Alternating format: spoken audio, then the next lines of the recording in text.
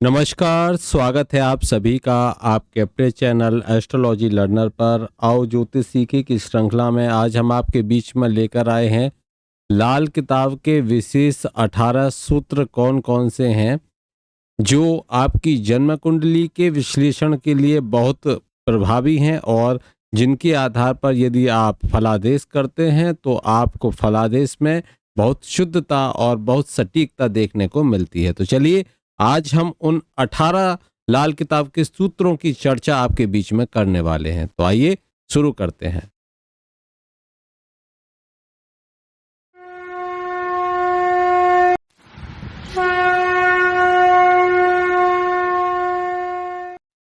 तो यहाँ पर अब हम लाल किताब के उन 18 सूत्रों की चर्चा कर रहे हैं जिसमें यह सूत्र है जो कहता है कि यदि स्त्री ग्रह, यदि कोई स्त्री ग्रह है, अब स्त्री ग्रह कौन हो गए? बुध हो गए, चंद्रमा हो गए, ये शुक्र हो गए, ये स्त्री ग्रह हैं और ये शनि के साथ एक ही घर में हों और कोई अन्य ग्रह दृष्टि के नियमानुसार उन्हें देखता हो, जैसे कि किसी की पंचम दृष्टि है, नवम दृष्टि है और सप्तम दृष्टि। सप्तम दृष्टि अधिकतर होती है, लेकिन शनि के साथ कोई भी ग्रह अगर बैठे, स्त्री ग्रह कहने का अर्थ है कोई भी स्त्री ग्रह शनि के साथ में बैठे, कहीं पर भी बैठे, कोई स्त्री ग्रह बैठे किसके साथ में? स्त्री ग्रह हो, साथ में हो शनि, और इनको कोई भी ग्रह अपनी जो भी उसकी दृष्टि हो वह दृष्टि से देखता हो, दृष्टि से देखे तो जो देखने वाला ग्रह है, ध्यान दीजिए यहां पर यह नहीं, जो देखने वाला ग्रह वह पीड़ित हो जाएगा। मानकर चलिए 1 2 3 4 5 गुरु यहां बैठे हुए हैं। अब गुरु की 1 2 3 4 5 पंचम दृष्टि पड़ी तो पीड़ित कौन हुए? गुरु हुए, समझे? मानकर चलिए यहां पर बैठे हुए हैं, यहां मंगल बैठे हुए हैं, सपोज कीजिए हम मंगल बैठे हुए हैं, 1 2 3 4 5 6 7 8 अष्टम दृष्टि पड़ी मंगल की पूर्ण दृष्टि, पीड़ित कौन हुए? मंगल पीड़ित हुए। स्पष्ट हो गया? हो गया। तो यह दृष्टा यानी कि देखने वाला जो ग्रह है वो क्या हो जाएगा? पीड़ित हो जाएगा। ध्यान रखिए, देखने वाला ग्रह पीड़ित हो जाएगा और इस ग्रह का, जो देखने वाले ग्रह हैं, दृष्टा ग्रह हैं, उन ग्रह का जिन संबंधियों का वह कारक होगा, मानकर चलिए मंगल है भाई का कारक है, गुरु पिता जो कारक है वह आपकी संतान का कारक है, ठीक है। स्त्री की कुंडली में यह पति का कारक भी होता है। तो जिसका भी ये कारक है वो भी पीड़ित हो जाएंगे। जैसे चलिए सपोज कीजिए सूर्य यहां बैठे हुए हैं, सूर्य ने देखा, सूर्य किसका कारक? पिता का कारक। सूर्य ने देखा तो सूर्य यानी कि पिता को भी कष्ट होगा, सूर्य पीड़ित हो गए। लेकिन सुरक्षित कौन होंगे? जो दृश्य ग्रह हैं, जो दिख रहे हैं, यानी कि जो स्त्री ग्रह हैं, ये सुरक्षित होंगे, इनके फल पे कोई बुरा असर नहीं पड़ेगा, ये सुरक्षित, जबकि ये सब पीड़ित हो जाएंगे, ये सब पीड़ित हो जाएंगे। जिसके भी कारक हैं उससे संबंधित खराब फल यह देंगे। फिर से बता देता हूं, शनि के साथ में किसी भी भाव में स्त्री ग्रह यदि बैठे हुए हैं तो वहां पर जो भी इनको देखेगा वह पीड़ित हो जाएगा, जो भी ग्रह देखेगा। चलिए अगला सूत्र मैं आपको बताता हूं कि जब कोई कष्ट ना हो, स्वग्रही, उच्च ग्रही या फिर अपने जो स्थायी घर वाले ग्रह हैं वे हमेशा शुभ फल देने वाले होते। शत्रु ग्रह और नीच ग्रह अशुभ फल देते हैं। और यदि स्थायी घर है तो स्थायी घर वाला ग्रह अन्य घर में हो और उसके घर में शत्रु ग्रह घुस आए, जिसका अपना जो स्थायी घर है, स्थायी घर जो काल पुरुष की कुंडली के आधार पर, जैसे सूर्य का पंचम भाव स्थायी घर है, ऐसे अब उसके कोई शत्रु ग्रह यहां पंचम भाव में बैठ जाए तो स्थायी, जिसका स्थायी घर है, जैसे मैंने अभी आपको बताया कि पंचम भाव जो कालपुरुष की कुंडली के आधार पर पंचम भाव किसका हो गया? सूर्य का हो गया। अब यहां पर कोई भी शत्रु ग्रह, जैसे सपोज कीजिए शनि आकर बैठ गए, शनि आकर बैठ गए अब इसका स्थायी मालिक कौन था? स्थायी घर किसका था? ये काल पुरुष के अनुसार ये यहां पर सिंह राशि आती है, सूर्य का स्थायी घर था।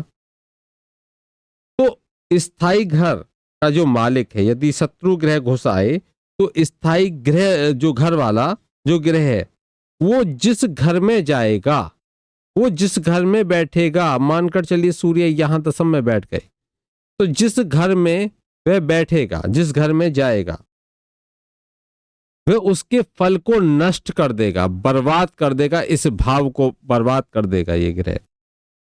यदि स्थायी उसके घर पर कोई अशुभ ग्रह आकर बैठ जाए, उसका शत्रु बैठ जाए, अशुभ का अर्थ उसका शत्रु बैठ जाए, तो वहां पर यह फल होगा। जैसे एक एग्जांपल, एक उदाहरण आपको और देता हूं। जैसे चौथा भाव चंद्रमा का स्थायी घर है, चंद्रमा का स्थायी घर है। जब हम ऐसे कालपुरुष की जन्म कुंडली बनाते हैं, 3 4 5 6 7 8 9 10 11 12, ये कालपुरुष की जो मेष लग्न की है वो कालपुरुष की जन्म कुंडली एक तरह से। लेकिन ध्यान रखिए ये चौथा है, यहाँ 4 लिखा, इसका अर्थ है कर्क राशि। अब यहां इसका स्थायी स्वामी कौन हो गया? चंद्रमा हो गया। अब मानकर चलिए चंद्रमा का शत्रु कौन है? शुक्र है, ठीक है, शुक्र शत्रु हो गया चंद्रमा का, शनि हो गया, बुध हो गया। तो ये जो शत्रु आकर यहां पर बैठ जाए, अब चंद्रमा, अब देखिए यहां पर कुछ भी लिखा हो अंक, लेकिन आपको ध्यान रखना है कि यहां पर चंद्रमा के इतर कोई आके और कुछ बैठा हुआ है, तो जैसे कि यहां का स्थायी कौन मालिक हो गया? चंद्रमा हो गया। अब वहां पर आकर कोई उसका शत्रु ग्रह बैठ जाए, तो चंद्रमा मानकर चलिए किसी के लग्न में जाकर बैठ जाए, क्या करेगा? लग्न को नष्ट कर देगा। वह व्यक्ति अस्वस्थ रहेगा, उस व्यक्ति को, उसका शरीर कमजोर रहेगा, बहुत जल्दी जल्दी उसको बीमारियां आकर घेरेंगी, डिसीजन पावर अच्छी नहीं होगी उसकी, बहुत ज्यादा वो काम नहीं कर सकता, बहुत ज्यादा अच्छे शरीर का नहीं होगा, ये समस्याएं होंगी, मतलब उस भाव को नष्ट कर देगा। स्पष्ट हुआ? चलिए अब हम बात करेंगे अगले सूत्र की। अगला सूत्र कहता है कि अगर हम इसी संबंध में देखें जो मैंने अभी आपको बताया, इसमें 1 7 और 8 और 11वां घर, इनका एक साथ आपको परीक्षण करना होगा और इनका परस्पर, देखिए मैं फिर से बता देता हूं, 1 7 8 और 11वां, इन घरों का आपको आपस में परीक्षण करना होगा, संबंध देखना होगा। जो लग्न के उसमें आते हैं ये सब शासक ग्रहों में माने जाते हैं। इनकी स्थिति 7वें घर का जो ग्रह है वो मंत्री के समान होता है। यहां पर ये जो ग्रह माना जाता है, ये राजा है, लग्न ये राजा है, 7वां भाव मंत्री है उसका। 8वें घर का जो ग्रह है वे उसकी आंखें हैं और 11वें घर का जो ग्रह माना जाता है ये इसका पांव माना जाएगा, पैर माना जाएगा। ये संबंध है इनके अंदर, राजा, मंत्री, आंख, पांव, ये माने जाते हैं। हम लाल किताब पर चर्चा कर रहे हैं, लाल किताब के आधार पर जो फल हैं उनकी बात कर रहे हैं। यदि कुंडली के पहले और 7 में, कुंडली का पहला ये भाव हो गया, 7वां भाव ये हो गया, यदि कुंडली के पहले और 7वें घर में अधिक ग्रह स्थित हों, अगर यहां पर पहले और 7 में इन भावों में अधिक ग्रह हों, अधिक ग्रह स्थित हों, तो राजा का नियंत्रण मंत्रियों के ऊपर नहीं रहता, राजा मंत्रियों को कंट्रोल नहीं कर सकता। पहले और 7वें घर में अधिक ग्रह हो तो राजा अपने मंत्रियों को नियंत्रण नहीं करता, उसके ऊपर उसका कंट्रोल नहीं रहता। अब राजा के स्थान पर आप कह दीजिए कि जो अगर आप बॉस हैं तो आपका कंट्रोल अपने अधीनस्थों के ऊपर नहीं रहेगा। 11वां घर के जो ग्रह हैं वे शासक के शत्रु हो जाते हैं और शत्रु के अनुसार चलते हैं। शत्रु के अनुसार का अर्थ हो गया कि जो 11वें घर के ग्रह हैं वह उसका फल उसको पॉजिटिव नहीं देंगे। और 8वें घर के ग्रह, जैसे आंखें हैं, अभी हमने बात करी, आंखों की तरह, नेत्रों की तरह मंत्रियों का मार्गदर्शन करते रहते हैं, उन्हें चलाते रहेंगे। 8वें भाव के जो ग्रह हैं वो इनको जो मिनिस्टर्स होंगे, जो उसके अधीनस्थ होंगे, उनको वह चलाएंगे, उसको वह 8वें घर के ग्रह के अनुसार चलेगा। अब मैंने बताया आपको 7वां जो घर है वह किसका है? 7वां घर मंत्री का है। तो मंत्री का अर्थ हो गया कि ये राजा है, तो राजा की कंट्रोल में ये आते मंत्री। लेकिन ये चलेंगे कैसे? 8वें घर के अनुसार। 8वें घर उसको आंखें देगा, जबकि यहां पर यह है उसके अनुसार नहीं चलेंगे। ये पैर हैं, ये नहीं चलेंगे। ठीक है, चलिए आगे हम बात करेंगे कि यदि लग्न और 11वें घर में, लग्न में और 11वें घर में, ये लग्न हो गया, ये 11वां घर हो गया, इनमें स्थित ग्रह अगर मित्र हुए, जो ग्रह बैठे हैं वो मित्र हो जाते हैं। मित्र कैसे होंगे? जैसे यहां पर मान के चलिए बुध बैठे हुए हैं या सूर्य बैठ गए, मित्र ग्रह हो गए। कोई भी मित्र मित्र हुए तो 7वें घर के ग्रहों पर कंट्रोल नहीं रख सकते। तो यह जो ग्रह होंगे, यहां पर जो ग्रह बैठेंगे उन पर कोई इनका कंट्रोल नहीं होगा, और वे शत्रु होते हुए भी शुभ फल ही प्रदान करते हैं। शत्रु होते हुए भी कैसा फल देंगे? ये 7वें के शुभ फल देने वाले होंगे। अब बात करेंगे नेक्स्ट अगले सूत्र की। अगला सूत्र कहता है कि 7वें भाव का मंगल संपत्ति कारक होता है। 7वें भाव में मंगल, देखिए मैं यहाँ ब्लैंक की लूंगा ताकि आपको स्पष्ट हो सके। 7वें भाव में बैठा मंगल क्या होता है? यह मंगल संपत्ति देने वाला होता है। अगर किसी के 7th हाउस में, वैसे मांगलिक होता है लेकिन ये संपत्ति देने वाला होता है। लेकिन 8वें घर में अगर बुध हुआ, अब ध्यान दीजिए यहां भी 8वें घर में अगर बुध हुआ तो मंगल के मार्ग में यह रोड यानी कि एक तरह से चट्टान की तरह खड़ा हो जाएगा और परेशानियां लेकर आ जाएगा, संपत्ति को रोकेगा। यदि मंगल 7वें भाव में हो और बुध लग्न में अगर हो, अब यहां तक हमने समझ लिया सूत्र को। अब हम देखते हैं आगे कि मंगल कहां हो। मंगल 7वें भाव में हो और बुध लग्न में हो।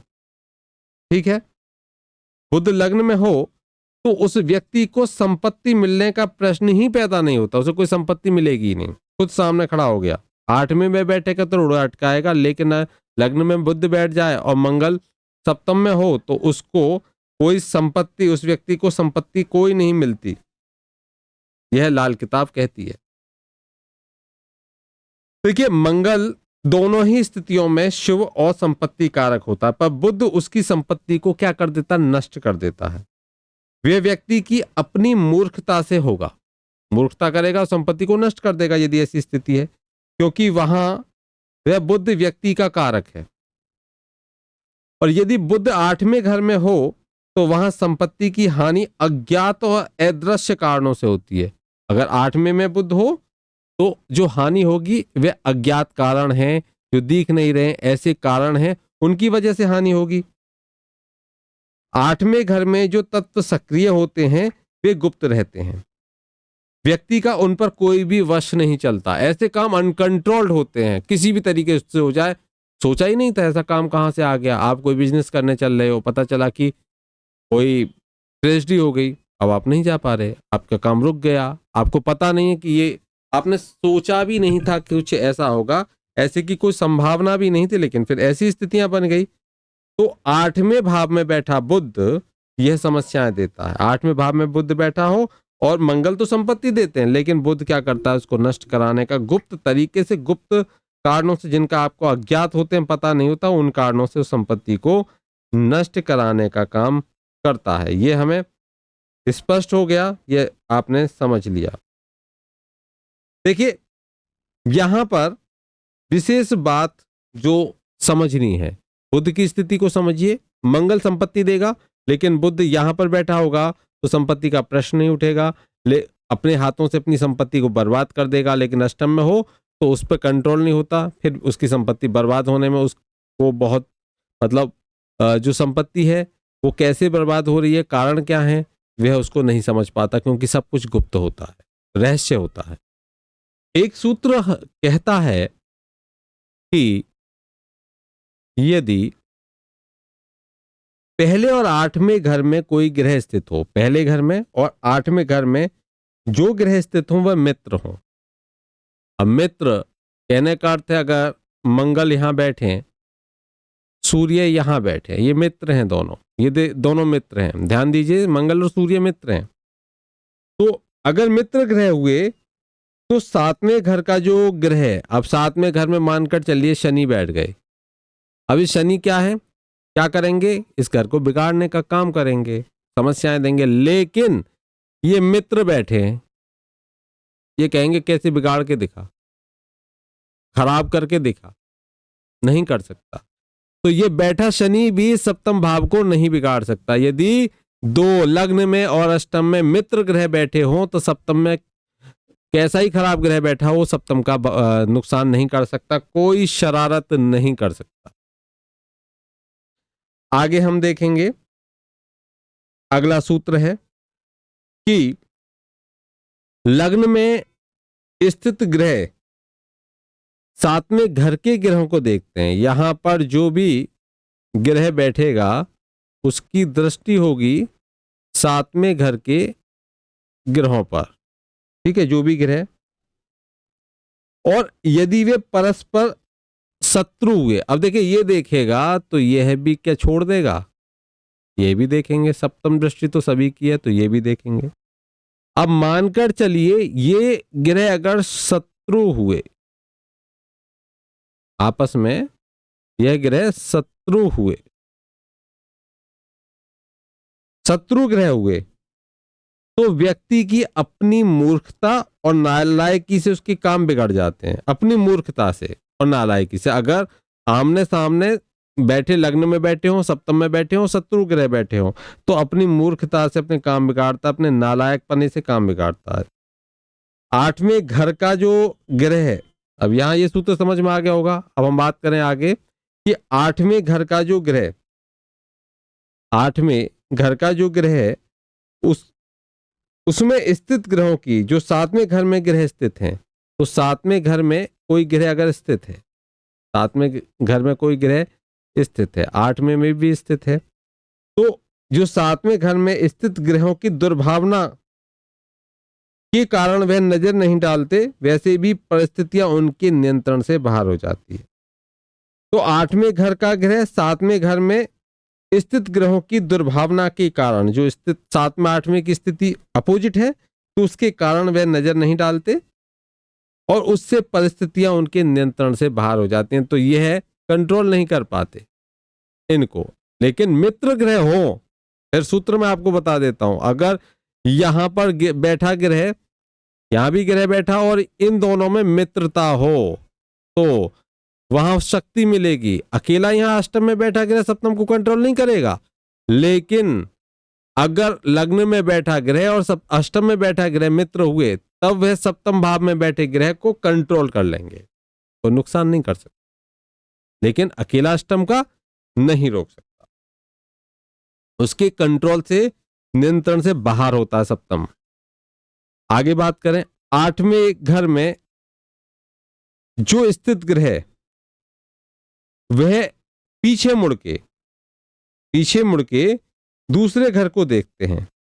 दूसरे घर को देखते हैं का अर्थ है, अगर यहां कोई ग्रह होगा तो क्या करेंगे, 1 2 3 4 5 6 7, अब दूसरे घर को देखेंगे, इसका अर्थ यह होता है। ठीक है, तो कहने का अर्थ हो गया कि आठवें घर में स्थित ग्रह दूसरे घर को देखेंगे, और यदि 11वें घर में जो ग्रह हैं वह आठवें घर के ग्रहों के शत्रु हुए, अगर यहां पर जो ग्रह हुए, यहां पर जो ग्रह हैं उनका और अष्टम में बैठे ग्रहों में आपस में क्या है, शत्रुता है। ये शत्रु हैं आपस में। ध्यान दीजिए, बड़े ध्यान से एक एक सूत्र को समझिए। ये शत्रु हुए तो उन्हें कुछ भी बर्बाद नहीं करने देंगे। उन्हें, शत्रु हैं तो नुकसान क्यों करवाएंगे, 8 में से बर्बाद नहीं करने देंगे। और 11वें घर में स्थित ग्रह व्यक्ति के पैर के समान होते हैं, अष्टम में आंख के समान होते हैं। ठीक है, अतः व्यक्ति अपनी गतिविधियों में सतर्क रहता है।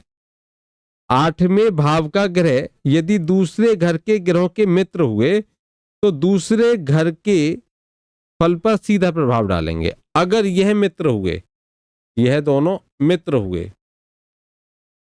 दोनों में देखिए यहाँ अष्टम और एकादश में अगर शत्रुता है भाव में, जो यहाँ पे बैठे हुए ग्रह हैं, तो फिर ये इसका नुकसान नहीं होने देंगे, ये सतर्क रखेगा।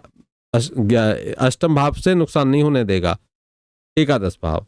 और अगर दूसरा भाव और अष्टम भाव के ग्रह आपस में मित्र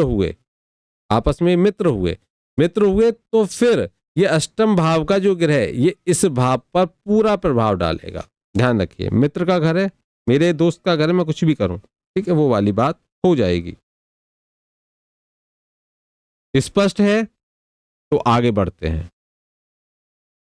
अब देखिए दूसरा भाव, ये दूसरा भाव है, ये छठा भाव है, दूसरा भाव छठा भाव, ये आठवां भाव है, आठवां भाव, यह 10वां भाव है, और यह हो गया आपका 11वां भाव। नोट करते चलिए, मैंने भाव भी लिख दिए, स्थान भी लिख दिए।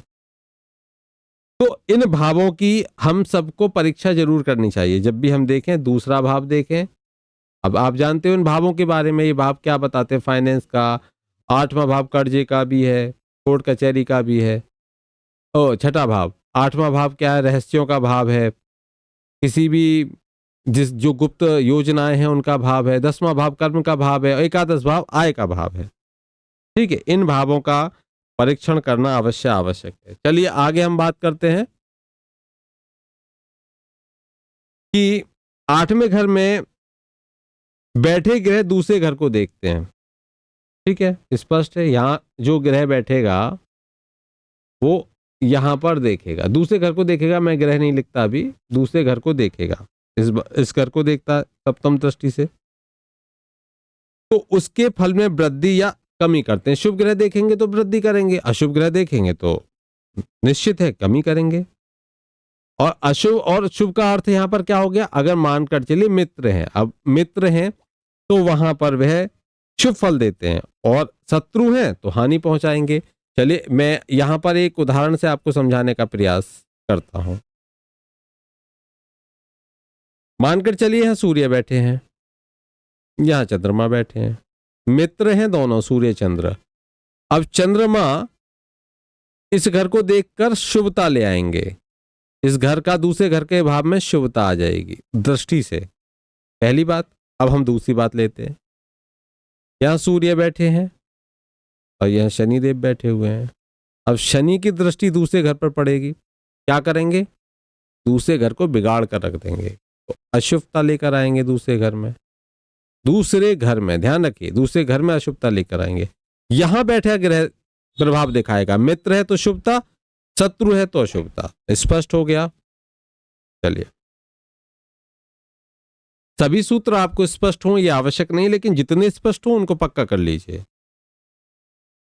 चलिए यहां तक हमने समझ लिया क्या होता है, कैसे हम स्थिति को देखें। अब एक सूत्र है कि दूसरे घर में बैठे ग्रह छठे घर के ग्रहों को देखते हैं। दूसरे घर में कोई ग्रह बैठा हो, अब छठे घर को कैसे देखेगा, 1 2 3 4 5, कहने का अर्थ राहु बैठे, गुरु बैठे, तब देखेंगे, और उनके फल को प्रभावित करते हैं। उधर छठे घर के जो घरों के ग्रहों का 8वें घर के ग्रहों से गुप्त संबंध होता है। अब आप ये कहोगे कि हम नॉर्मली क्या देखते हैं कि गुरु हैं तो पंचम दृष्टि हो गई, लेकिन नहीं, यहां एक इनकी नैसर्गिकता है कि यहां पर दूसरे भाव के ग्रह छठे भाव को देखेंगे और छठे भाव के ग्रह अष्टम भाव को देखेंगे, ऐसे समझिए आप। ठीक है, दूसरे घर में बैठे ग्रह छठे घर के ग्रहों को देखते हैं और उसके फल को प्रभावित करते हैं। छठे घर के, दूसरे घर में जो बैठे हुए हैं छठे घर के फलों को प्रभावित करते हैं। उधर छठे घरों के ग्रहों का 8वें घर के ग्रहों से गुप्त संबंध होता है, जिसके माध्यम से दूसरे घर के ग्रहों को प्रभावित करते हैं। ऐसे हो गया चोर चोर मौसेरे भाई वाली बात हो गई। समझिए कैसे ये छठे घर को देखकर प्रभावित करेंगे। मान के चलिए दुश्मनी है तो ये इसको प्रभावित कर देंगे, लेकिन ये कहाँ कहेगा, ये जाएगा अपने दोस्त के पास में, इनका एक गुप्त संबंध है। ये कहेगा देख मुझे ये दूसरे घर वाले ना प्रभावित कर रहे हैं, मुझे परेशान कर रहे हैं, ये इसका बॉस है, बॉस के पास जाएगा, अच्छा कौन परेशान कर रहा है, तो दूसरे घर में बैठे हुए हैं ना, वो हमको परेशान कर रहे हैं, तो वो कहेगा अच्छा मैं इनको देख लेता हूं। तो ये जो ग्रह है ये इनको परेशान करेगा। कहने का अर्थ समझिए कि दूसरे घर के ग्रह छठे भाव को प्रभावित करेंगे, और छठे भाव का संबंध है अष्टम भाव से, तो अष्टम भाव से उनको प्रभावित कराएगा। यही लाल किताब है। तो बहुत अंतर मिलता है वैदिक से यहां पर देखने में। यहां पर हम बहुत जल्दी इन चीजों को समझ जाते हैं। अगर हमें ये सूत्र आते हैं तो बहुत आसानी से हम बातों को देख सकते हैं, समझ सकते हैं कौन सा ग्रह प्रभावित कर रहा है, इसका क्या फल होगा, कैसे होगा, इनको हम देख सकते हैं, आराम से हम समझ सकते हैं। अगला सूत्र समझेंगे, जो 12वां घर है। ये 12वां घर, देखिए 12वां घर है। इस 12वें घर का, ये 12वां घर है, इस 12वें घर भी दूसरे घर के ग्रहों को उल्टा प्रभावित करता है। ये दूसरे घर के ग्रहों को उल्टा प्रभावित करेगा, उल्टा प्रभावित करता है। और इसमें देखिए लाल किताब में उन्हें साधु और समाधि कहा गया है। क्या कहा गया है? साधु और समाधि। कभी कभी साधु भी समाधि को प्राप्त कर लेता है। उल्टा प्रभाव है देखिए यहां इनका जैसे हमने छठे आठवें का देखा ना, इनका तो सीधा गुप्त संबंध है, लेकिन यह इसका उल्टा है, इसका उल्टा प्रभाव है। तो ये साधु और समाधि, समाधि को प्राप्त हो जाएगा, ये वाली स्थिति इनकी लाल किताब में कही गई है, दूसरे और 12वें भाव को। देखिए छठे घर को लाल किताब में क्या कहा गया है, मैं आपको बताता हूं। छठे घर में को लाल किताब में कहा गया है पाताल। ये पाताल है, छठा घर है पाताल। और इस पृथ्वी लोक की रहस्यमयी और अदृश्य शक्तियां कहां पर है? 8वें घर में। ये रहस्य है, ये रहस्य, अदृश्य शक्तियां, रहस्यमयी शक्तियां सब यहां बैठी हैं अष्टम भाव में।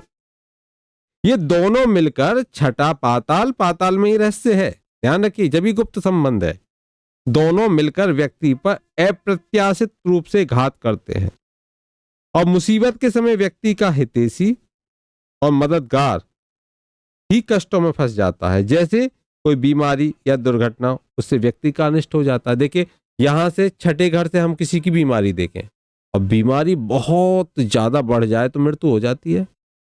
कहने का अर्थ है उसका अष्टम भाव एक्टिव हो जाता है। तो पाताल और रहस्य, ये दोनों भाव अनिष्ट कारक माने जाते हैं जन्म कुंडली में। अब देखिए यदि छठे और 8वें में दुष्ट ग्रह हुए तो उनकी युति से, अगर छठे और 8वें में दुष्ट ग्रह होते हैं, बुरे ग्रह होते हैं, अशुभ ग्रह होते हैं, छठे में भी हों 8वें में भी हों। देखिए अगर कन्या की जन्म कुंडली में ऐसी स्थिति होती है तो उसका सप्तम भाव पाप कर्तरी में फंस जाता है, जिससे अधिकतर वैधव्य योग भी देखे गए हैं, पति बीमार भी या पत्नी बीमार भी, ऐसी स्थितियां भी देखी गई हैं। कुल मिलाकर रिश्तों में कड़वाहट आती है, सप्तम भाव के रिश्तों में देखा गया है। अब यदि छठे और 8वें में दुष्ट ग्रह हुए तो युति के कारण उनकी दुष्टता 10 गुनी बढ़ जाती है। अब ये युति हो गई तो इनकी ये दुष्टता क्या हो गई, क्योंकि गुप्त संबंध है दोनों के बीच में, अशुभ अशुभ अच्छे हो गए, आपस में मिल गए और 10 गुने ताकतवर हो गए, 10 गुनी उनकी दुष्टता बढ़ जाएगी। छठे और 8वें घर के जो ग्रह हैं ये आपस ये साजिश करके 11वें घर के मार्ग में अपना विष दूसरे घर में उड़ेल देते हैं। 11वें घर से मतलब उसकी इनकम को रोकेंगे। अब इनकम रुक गई तो क्या करेगा बेचारे का, जो फाइनेंस है, जो वित्त है, वो खत्म।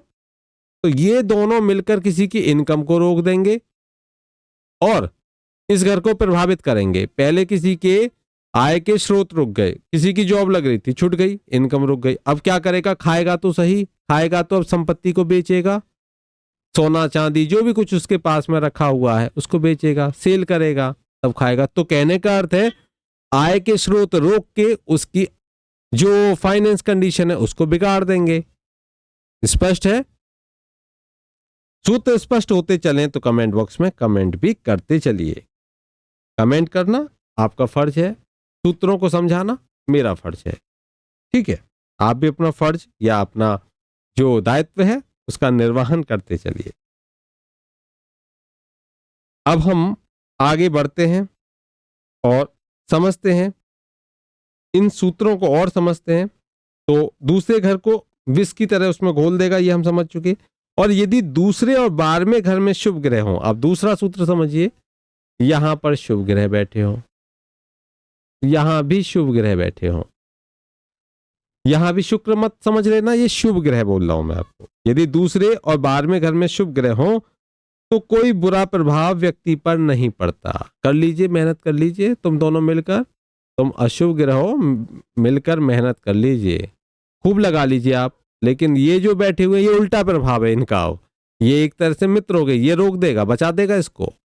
ये 12वें भाव में बैठा ग्रह और जो यहां पर ये शुभ ग्रह अगर बैठ गए तो इन अशुभ ग्रहों का प्रभाव यहीं काट देंगे, ये कोई प्रभाव नहीं डालेगा। उसको थोड़े समय के लिए कष्ट होता है, लेकिन दूसरा घर पुनः सक्रिय होकर राहत दे देता है, फिर से वहीं पर तैयारी हो जाती है। थोड़ी बहुत कष्ट होंगे अशुभ ग्रह से, लेकिन फिर वहीं आ जाएंगे, वहीं ताकत में आ जाएंगे, वहीं प्रभाव दिखा देंगे, राहत मिल जाएगी। बढ़ते हैं 17वें सूत्र की तरफ। यदि 12वें और 8वें घर में जो उपस्थित ग्रह आपस में दुश्मन हुए, यहां पर जो ग्रह बैठा हो 8वें में, जो ग्रह बैठा हो 12वें में, ये इनके आपस में बीच में क्या दुश्मनी हो, ये शत्रु हुए, यदि ये ग्रह शत्रु हुए तो व्यक्ति को पूजा स्थानों में नहीं जाना चाहिए। विशेष ध्यान दीजिए, अगर 12वें और 8वें घर में जो ग्रह आपस में शत्रु हैं तो व्यक्ति को पूजा स्थानों में नहीं जाना चाहिए। ये लाल किताब कहती है, मैं नहीं कहता इस बात को। ये लाल किताब का सूत्र है कि अगर 12वें भाव में और 8वें भाव के जो ग्रह आपस में शत्रु हैं, तब ऐसे जातक को कहां नहीं जाना चाहिए? धर्म स्थानों पर, पूजा स्थानों पर नहीं जाना चाहिए। लाल किताब में दूसरे घर को पूजा का स्थान माना गया है, तो ये स्थान कौन सा है? पूजा का स्थान। ये लाल किताब कहती है कि ये पूजा का स्थान है, ये पूजा का स्थान है। दूसरा घर किसका स्थान है? पूजा का स्थान। मंदिर और देवालय आदि क्या है? अदृश्य भाव के स्थान है, जो भाव दिखता नहीं है उसके स्थान है। इस ग्रह दशा में दुर्भाग्य का राक्षस चुपके से व्यक्ति में प्रवेश कर जाता है। इसलिए अब ये हमने सिद्धि समाधि की बात करी, तो ये स्थिति जब शत्रु होगा तो यहां पर यह स्थिति बन जाएगी। पूजा तो होगी, लेकिन वहां पर क्या हो जाएगा? ये कहते हैं दुर्भाग्य उसके जीवन में आ जाएगा। दुर्भाग्य का राक्षस का अर्थ है कि उसका जो पूजा करने से, धर्म स्थानों पर जाने से कहेगा मैं तो बड़े मंदिरों में जाता हूं, लेकिन हो क्या रहा है मेरा। बहुत सारे लोग आपने कहते सुने होंगे कि हम बड़े धर्म कर्म के काम करते हैं, लेकिन होता क्या है? हमारे साथ अच्छा नहीं होता। कारण क्या है? ग्रह स्थिति देखिए, लाल किताब क्या कहती है। लाल किताब का यह सूत्र आजमाइए यदि किसी के जीवन में इस तरह की कोई स्थिति बन रही है। अगला सूत्र है 18वां, जो क्या कहता है उसको भी समझ लेते हैं। देखिए, यदि 12वें और 8वें घर में, यदि 12वें और 8वें घर में शत्रु ग्रह होते हुए, अगर यहां पर शत्रु ग्रह, मैंने बताया यहां पर, मैं ग्रह लिख देता हूं और यहां भी ग्रह, लेकिन इन ग्रहों के बीच में शत्रुता है। इन ग्रहों के बीच में क्या है? शत्रुता है। ये शत्रु हैं, ये शत्रु ग्रह हैं। अगर ये शत्रु हैं लेकिन दूसरे घर में अत्यंत शुभ ग्रह हो, ध्यान दीजिए, अब मैं यही सूत्र और आगे स्पष्ट कर रहा हूं कि अगर दूसरे घर में क्या हो? अत्यंत शुभ। अत्यंत शुभ कौन है? शुक्र हो गए, अत्यंत शुभ ग्रह माने जाते हैं। गुरु बृहस्पति हो गए, बुध भी शुभ ग्रह, अत्यंत शुभ माने जाते हैं। मैं बुध भी लिख देता हूं। बुध भी अगर अच्छी स्थिति में, कोई पाप ग्रह इनके ऊपर दृष्टि नहीं डाल रहा, पाप ग्रह की युति नहीं है, तो बुध भी अत्यंत शुभ ग्रह हैं। ये बुध शुक्र गुरु अत्यंत शुभ, और शुक्ल पक्ष का चंद्रमा भी अत्यंत शुभ ग्रहों में सम्मिलित होता है। क्षीण चंद्रमा नहीं, शुभ चंद्रमा। ये मैंने आपको बता दिए। ये कोई भी अत्यंत शुभ ग्रह हो दूसरे, तो मंदिर या देवालय में व्यक्ति को अवश्य जाना चाहिए। ध्यान दीजिए, अब आप ऐसा नहीं कि पहला सूत्र समझ के आप उन्हें छोड़ दो, लेकिन ध्यान क्या देना है कि अगर ये ग्रह शत्रु हो, लेकिन फिर देखिए दूसरे भाव को, क्योंकि दूसरा भाव है देवालय का, अगर वहां पर शुभ ग्रह बैठे हों, शुभ कैसे, अत्यंत शुभ, पाप ग्रह नहीं, अत्यंत शुभ ग्रह बैठे हों, तो जातक को देवालय मंदिर में अवश्य जाना चाहिए और सिर झुकाकर देवता के चरण स्पर्श उसको करने चाहिए। उससे उसके कष्टों के आघात से उसको सुरक्षा मिलती है। जीवन के जो कष्ट होते हैं उनसे उसको सुरक्षा मिलती है। तो ये थे कुछ महत्वपूर्ण विशेष लाल किताब के सूत्र जो मैंने आपके बीच में साझा किए, ताकि आप इन सूत्रों को भी अपनी जन्म कुंडली में आजमा सकें, देख सकें कैसे सूत्र हैं। आज के लिए इतना ही, और हमें भी बताइए आपकी जन्म कुंडली में इन सूत्रों में से कितने सूत्र आप पर सटीक बनते हैं।